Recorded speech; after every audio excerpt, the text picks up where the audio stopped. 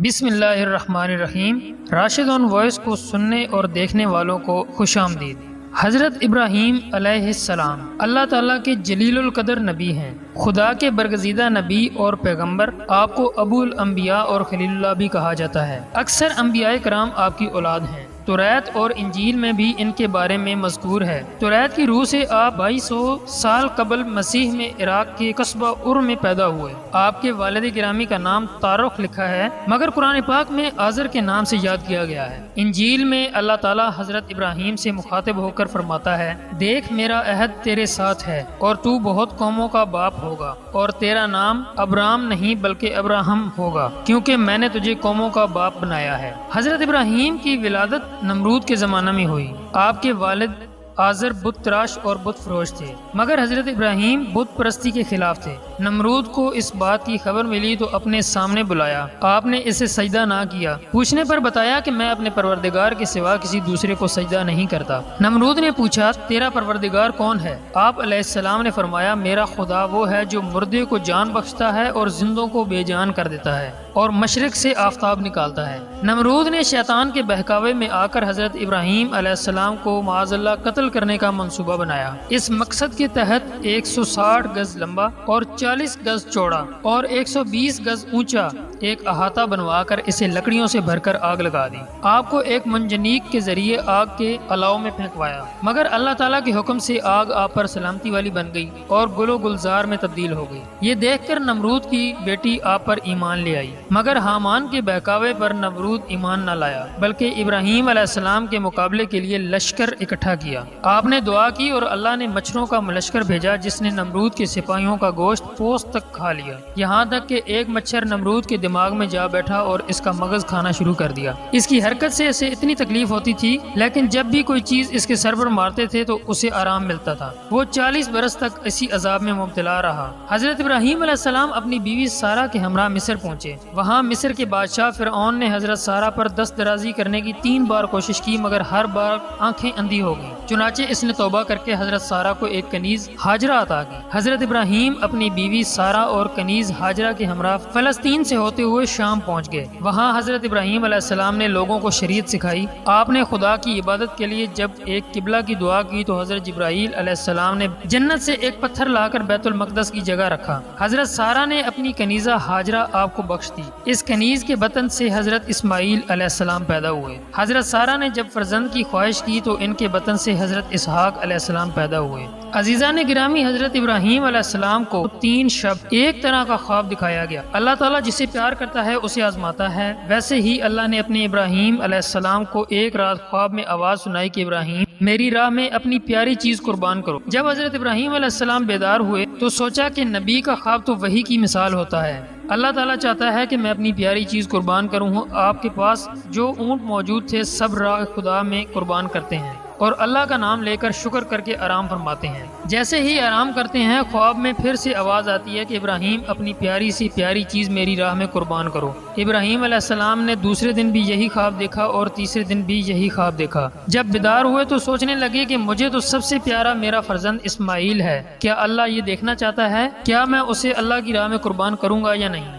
یا شاید اللہ تعالیٰ یہ دیکھنا چاہتا ہے کہ میں اسماعیل سے زیادہ عشق کرتا ہوں یا اپنے خالق حقیقی سے۔ بس جیسے ہی یہ خیال حضرت ابراہیم علیہ السلام کے ذہن پر تھا کہ آپ نے ارادہ کر لیا کہ اسے راہ خدا میں قربان کروں گا۔ صبح اٹھ کے حضرت ابراہیم علیہ السلام اپنی زوجہ بی بی ہاجرہ سے کہنے لگے کہ میرے بیٹے اسماعیل کو اچھا لباس پہناؤ، آج میں اپنے دوست کی دعوت پر لے کے جاؤں گا۔ بی بی ہاجرہ خوش ہو کر بیٹے کو تیار کرنے لگیں اور اللہ کے نبی حضرت ابراہیم علیہ السلام حضرت اسماعیل علیہ السلام کو لے کر قربان گاہ کی طرف جانے لگے۔ اتنی دیر میں شیطان آیا اور بی بی ہاجرہ سے کہنے لگا کہ آپ کے بیٹے کو دوست کے پاس نہیں بلکہ تمہارے بیٹے اسماعیل کو مارنے کے لیے جا رہے ہیں۔ حضرت بی بی ہاجرہ نے پوچھا، میں ابراہیم علیہ السلام کو جانتی ہوں، وہ اپنے بیٹے کو کیوں ماریں گے؟ شیطان کہنے لگا کہ حضرت ابراہیم علیہ السلام نے اللہ کی طرف سے خواب دیکھا ہے کہ بیٹے کو قربان کریں اور وہ اللہ کے لیے تمہارا بیٹا قربان کر دیں گے۔ حضرت ہاجرہ فخر سے بولی کہ اے شیطان، تم پر اللہ کی لعنت ہو، اگر میرا بیٹا اللہ کی رضا کے لیے قربان ہو رہا ہے اس سے بہتر میرے لیے فخر کی کیا بات ہوگی۔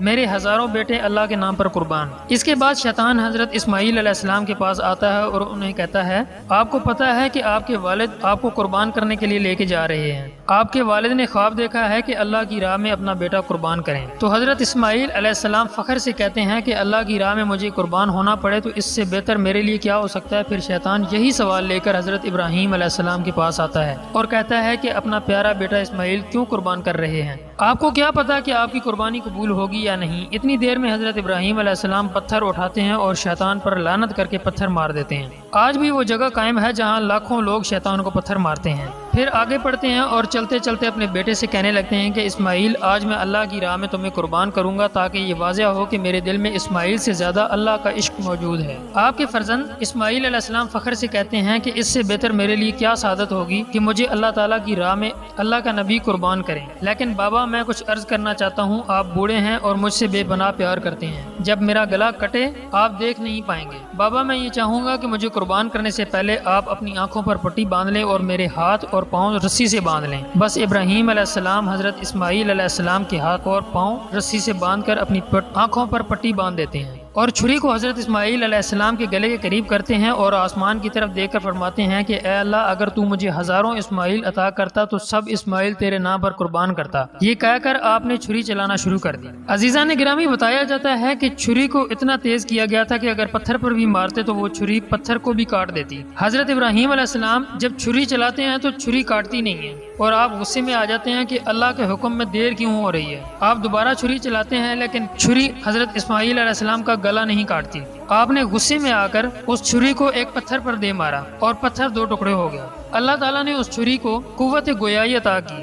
چھری کہنے لگی کہ اے ابراہیم علیہ السلام مجھے آپ کا حکم ایک بار آتا ہے کہ میں کاٹوں اور مجھے 10 دفعہ اللہ تعالیٰ کا حکم آتا ہے کہ نہیں کاٹنا۔ اب آپ مجھے بتا دیں کہ میں آپ کا حکم مانوں یا اللہ تعالیٰ کا۔ تو حضرت ابراہیم علیہ السلام نے کہا کہ میرے رب کا حکم میرے لیے ہے اور میں وہ پورا کروں گا، اور چھری اٹھا کر پھیرنے ہی لگتے ہیں تو اللہ تعالیٰ نے جبرائیل علیہ السلام کو حکم دیا کہ جاؤ اور جنت سے ایک خوبصورت جانور لے کر اسماعیل علیہ السلام کی جگہ پیش کر دو۔ بے شک ابراہیم علیہ السلام اپنے بیان میں کامیاب ہوئے اور وہاں ابراہیم علیہ السلام چھری پھیرتے پھیرتے جب خون بہنے لگا تو حضرت ابراہیم علیہ السلام اللہ کا شکر کرنے لگے اور جیسے ہی آنکھوں سے پٹی کو جدا کیا تو کیا دیکھتے ہیں کہ اسماعیل علیہ السلام صحیح و سالم ان کے ساتھ کھڑے ہیں اور قربان گاہ میں ایک جانور اللہ کی راہ میں قربان ہو چکا ہے۔ پھر غیب سے آواز آنے لگی، اے ابراہیم تیرے اس عمل کو تا قیامت جاری رکھا جائے گا اور تیری اس سنت کو ایمان والے ہر سال یاد کریں گے اور اللہ کی راہ میں قربانی پیش کریں گے۔ آج بھی دنیا بھر کے مسلمان حضرت ابراہیم علیہ السلام کی سنت پر عمل کرتے ہوئے پوری دنیا میں اس دن کو عید الاضحیٰ کے نام سے یاد کیا جاتا ہے۔ سلام ہو اللہ کے نبی حضرت ابراہیم علیہ السلام پر اور سلام ہو اللہ کے نبی حضرت اسماعیل علیہ السلام پر۔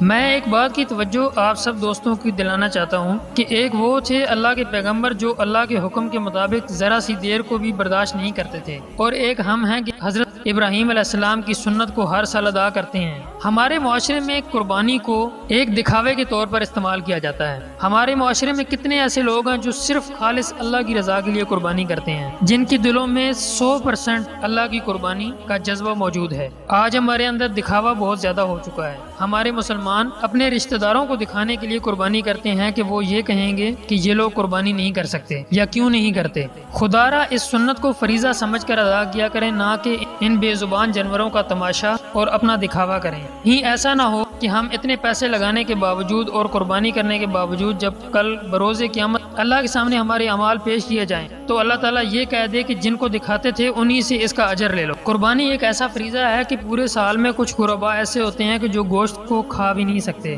جن کے اندر خریدنے کی سکت نہیں ہوتی، تو اللہ تعالیٰ نے ہمارے لیے یہ ایک ایسا فریضہ رکھا ہے کہ ہم اس دن تمام غربا کو یاد رکھیں۔ میری اللہ تعالیٰ سے دعا ہے کہ مجھے اور آپ سب کو قربانی کا یہ جذبہ اور خالص اللہ کی رضا کے لیے اس فریضے کو انجام دینے کی توفیق عطا فرمائے۔ امید کرتا ہوں کہ میری یہ ویڈیو آپ کو بہت اچھی لگی ہوگی۔ اگر ویڈیو اچھی لگی ہے تو اس کو لائک کریں، اپنے دوستوں کے ساتھ شیئر کریں۔ ملتے ہیں ایک نئی ویڈیو کے ساتھ، تب تک کے لیے اللہ حافظ۔